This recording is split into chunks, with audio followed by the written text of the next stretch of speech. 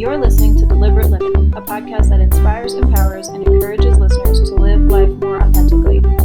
My name is Holly Priestley, and I'm a full-time nomad and writer who has been living in my 1997 Ford van since January 1st of 2019. I travel the United States with my dog, learning how to live with more authenticity. I explore different ways people choose to ditch the prescribed life we've all been sold and live on their terms, finding freedom and happiness however they choose. Hello, and welcome to another episode of the Deliberate Living Podcast. I am your host, Holly Priestley.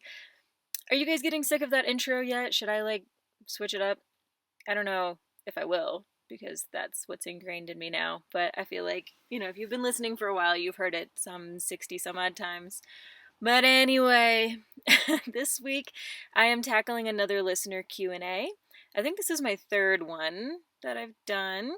And if you have, any questions that I haven't answered on the podcast before, please always feel free to send them to me, leave them in the comments, or send me a DM or whatever. And I will do my best to answer you, in the moment. And then I might also tack it on to another podcast in the future because, the questions that you guys have are probably a lot more universal than you think they are. And so I want to do my best to answer them. So before I launch into these listener Q&As, I want to remind everybody that this is an audience-supported podcast, and that means that I don't have any sponsors, and I will never have any of those annoying ad breaks. Even in the YouTube versions of these podcasts, I don't do mid-roll ads or anything because they're just so annoying. And so consider this your quote-unquote ad for the week. If you like this podcast, if you could like it, subscribe, give it a thumbs up or a 5 stars, leave it a review, send it to somebody who you think needs to hear maybe the answers to these questions, that would be awesome. This is the number one best way for you guys, me, us, to keep getting this podcast out there to more people and getting the information out to those who need to hear it. Also, if you want to financially support the podcast and help offset some of the costs that go into producing it each and every week, I have a Venmo and a PayPal set up. And if you want some behind the scenes action, I have a Patreon as well. And I'm going to be working on my Patreon over the next few weeks and updating my tiers so that y'all might actually get some goodies in the mail from me and more exclusive content. So if that's something that you want, again, all the links are in the description, they are in the show notes, they are always in the text that is accompanied with this show. So without further ado, let's go ahead and launch into these 4 questions for this week's listener Q&A. The first question for this week is, since you don't work a regular job or live a regular life, do you pay taxes?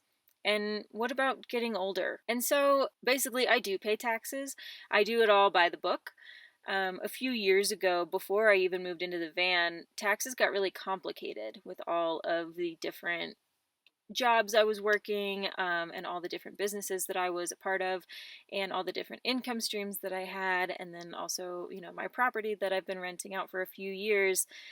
Things just got so complicated and I was so stressed out that I hired a tax professional to help me with my taxes, and I have kept using him and his team for the past few years, even since I moved into the van and things got maybe less complicated, but somehow they feel more complicated. And, it's not cheap to pay a professional to do it, but it gives me a lot of peace of mind knowing that my taxes are being done properly by a professional, and, should I ever get audited, he's going to handle that and I don't have to deal with it.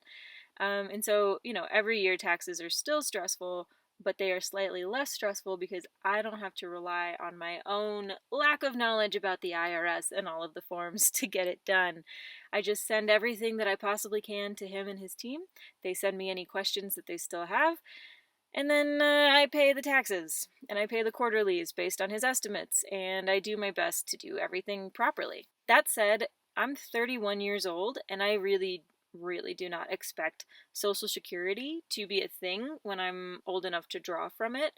I pay into it, because I pay my taxes, but I am not relying on it in any way, shape, or form. I don't think that the way we have it is very sustainable, and I don't expect it to be there when I'm in my 60s. If it is, Yahtzee, added bonus.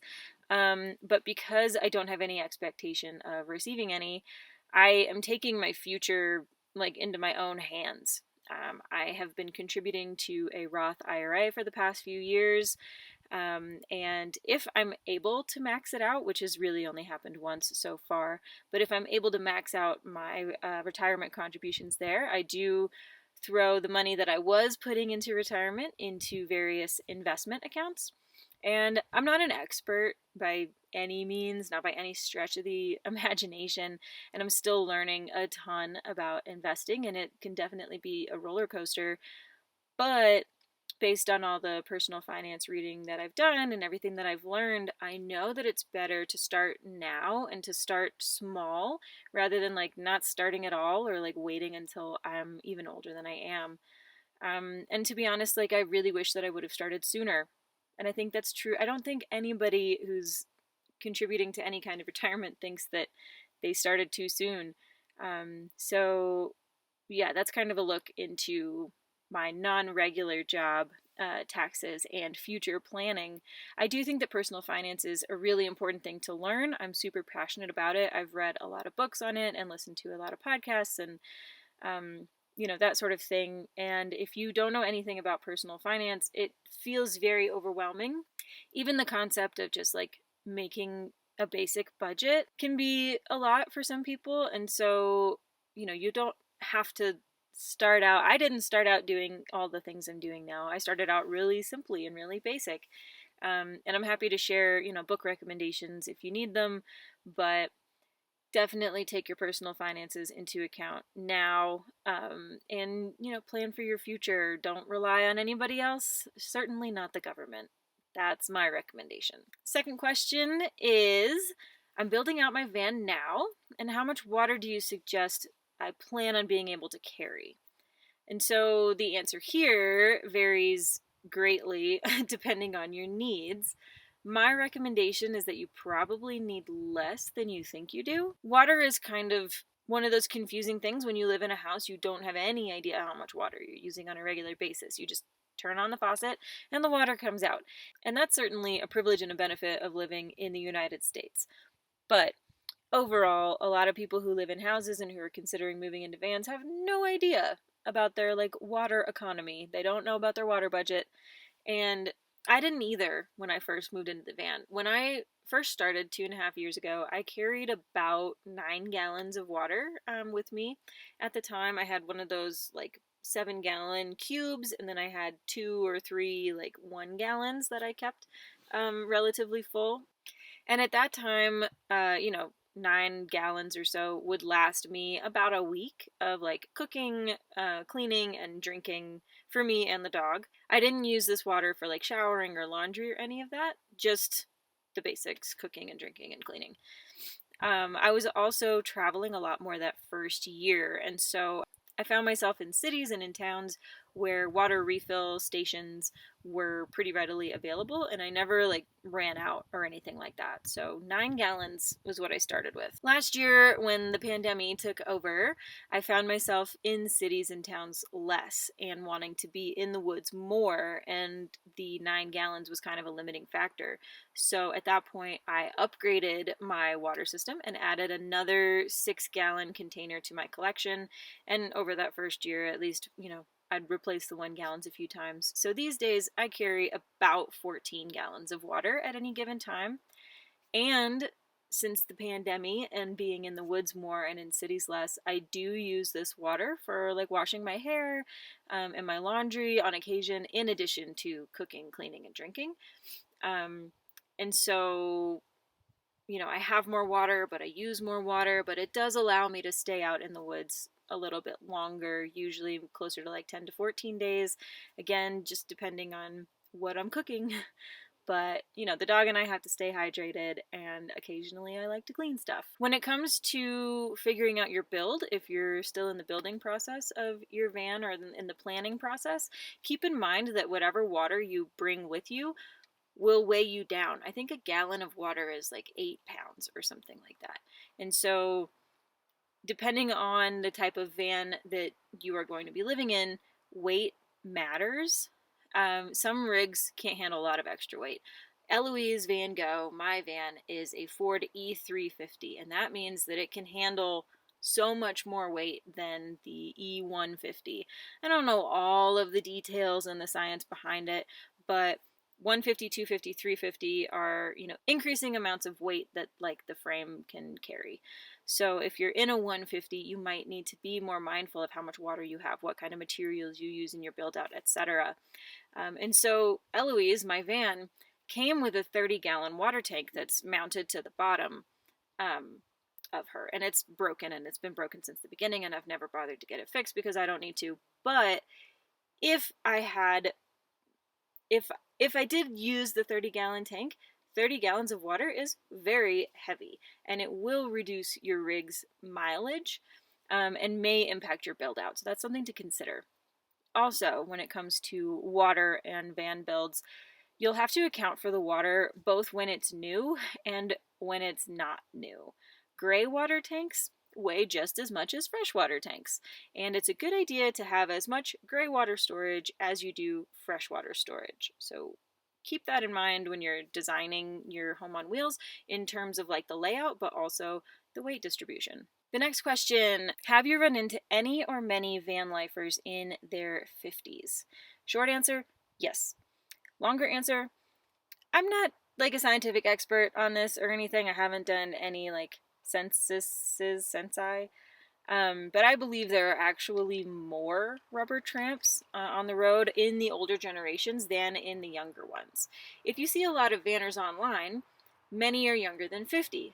Not all, not by a long shot. I know a lot of vanners with an online presence who are, in the older generations, but a lot of us who use Instagram and YouTube and the internet to kind of share our lifestyle are younger, and so that can skew the representation sometimes and make people believe that this is a young person's game and that only young people are doing it, and that's just flat out not true. There are so many older vanners out there, some even in their 70s and 80s, who are thriving and loving life. And of course, there are some who aren't, who are not on the road by choice, but out of necessity. But I believe, based on what I've experienced in 2.5 years, going to a couple of events and just traveling the western half of the United States, that the largest demographic of road people are those who are older than 50. If you're looking for a specific type of person to follow or watch or learn from, like online or, even meet in person, I would recommend searching Facebook and other internet resources for groups or forums that cater specifically to certain lifestyles. For me, prior to moving into the van and since, I mostly looked for women's only groups. And there are so many of those, like women vanners, women van life, women on the road, women RVs, etc. And there are groups for pretty much anything you could look for or any specific lifestyle you are living or are curious about. There are groups for vanners with YouTube. There are groups for vanners who are retired. There are groups for vanners who are with families. There are groups for vanners who are traveling with pets. Pretty much anything you want to find, you can find a group for it, or you can make the group and then other people can join. These groups and forums are really great resources for the van curious because you can ask whatever the hell specific question you have and get real answers from real people living their real lifestyles. And yeah, based on my experience living my specific lifestyle, I think that the majority of vanners are older folks, are couples, and are single men. I don't actually know that there are a ton of single women doing this, and there certainly weren't a few years ago. I think there are more single women doing it now because of the representation. And so if you're going to be moving into a rig and you don't necessarily see your demographic being represented, by all means, start a YouTube, do an Instagram, start a group, do all those things, because the more people you see living the life that you want to live or the life that you are living, the more motivation, encouragement, and inspiration it gives to the other, van curious or lifestyle curious people when they can actually see other people like them doing it. All right, and the final question for this week's listener Q&A. Do you think quitting your job and starting a YouTube channel about van life is a viable income stream?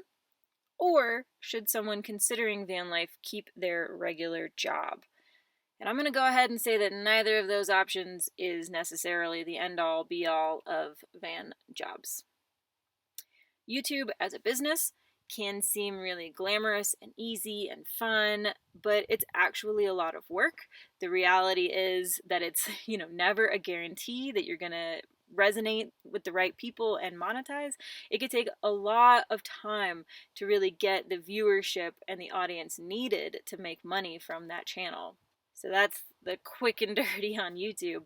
But that said, like, if you're moving into a van because you want more freedom from your daily life and from your regular job, you shouldn't necessarily like keep the job and move into the van.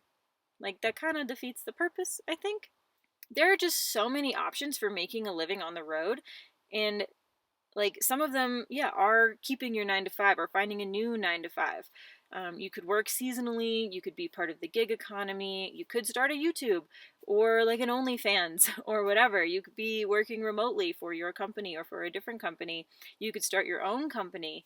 You could, sell your artwork. You could, who the hell knows? Like, whatever sounds interesting to you. And that's not necessarily like only vanners have all of these, job and income options open to them. But this was a YouTube vanner specific question. So if you want to go the YouTube route, I recommend that you actually like the process of making videos, and that you focus putting out quality content that actually like adds value to and resonates with the lives of your audience. Also, give yourself as much financial runway as you possibly can before quitting your other income opportunities to solely focus on YouTube. Again, because it is so unpredictable about what's going to resonate and when that you just don't really know. So keep as many income opportunities as you can, as long as you can, because you just never know what YouTube is actually going to do. Also, don't try to be perfect when you start out with your YouTube channel. Put as much work into it as you can, make it as good as you can, but also 80% now is better than 100% never. So just get the fuck started. These podcasts for me are recorded on my computer audio. Like, I don't have a special microphone. I don't use a special camera. My YouTube and my vlogs were largely shot on my phone, whatever phone I've had over the last few years. I just recently, in the last few weeks, started using my really, really, really old DSLR. It doesn't even have autofocus. It's kind of a hassle, but I'm trying to use the materials that I have available to me. I used iMovie for my editing until very recently because that was free and came with my computer. So just do what you can with what you already have. Don't try to make it perfect. If you want to start a YouTube or an Instagram or an OnlyFans or whatever, do it now. Start small, start imperfect. You're going to continue imperfect and learn as you go and get better as you're able to.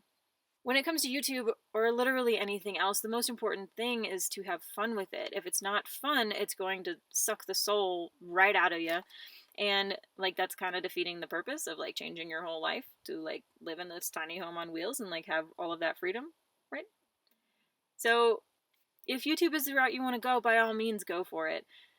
But don't rely on it to start replacing your regular income within 30 days. If you do decide to keep your regular job for a few months as you transition into moving into the van, you'll be able to really focus on like saving all of that money that was previously going to rent or a mortgage. And that amount of money is usually pretty extreme. In a lot of places in America, like a cheap rent is like, I don't know, $400, $500, $600. The last apartment that I was renting before I moved into the van was like $1,000 a month. So that's like a pretty good chunk of change. And if you keep your regular job but you're not paying that amount, you can really, really boost your emergency fund or even just like a savings cushion. And that can give you the peace of mind needed to pursue those more creative endeavors like a YouTube. So this is kind of a tough question, and I feel like I need to have a one-on-one conversation with the person who asked it or with anybody who's considering it, because your goals and your lifestyle are all going to differ, and there's no like one right way to do anything. We all have so many variables in our lives, in what we need, in our personalities, etc., etc.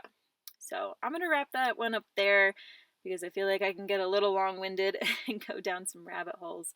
But this has been another edition of Deliberate Living Listener Q&A, and I hope that you guys learned something from it. If you have additional things you want to add, if I didn't answer one of these questions in full, leave it in the comments. If you have more questions that maybe these sparked, leave them in the comments. I'll do my best to answer them in the future.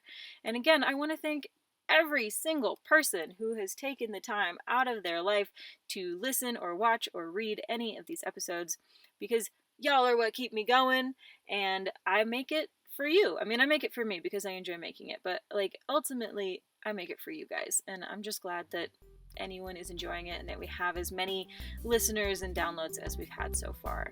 So let's keep this an audience-sponsored podcast, keep all of the ads away, and I hope you guys tune in next week for another excellent episode. Bye!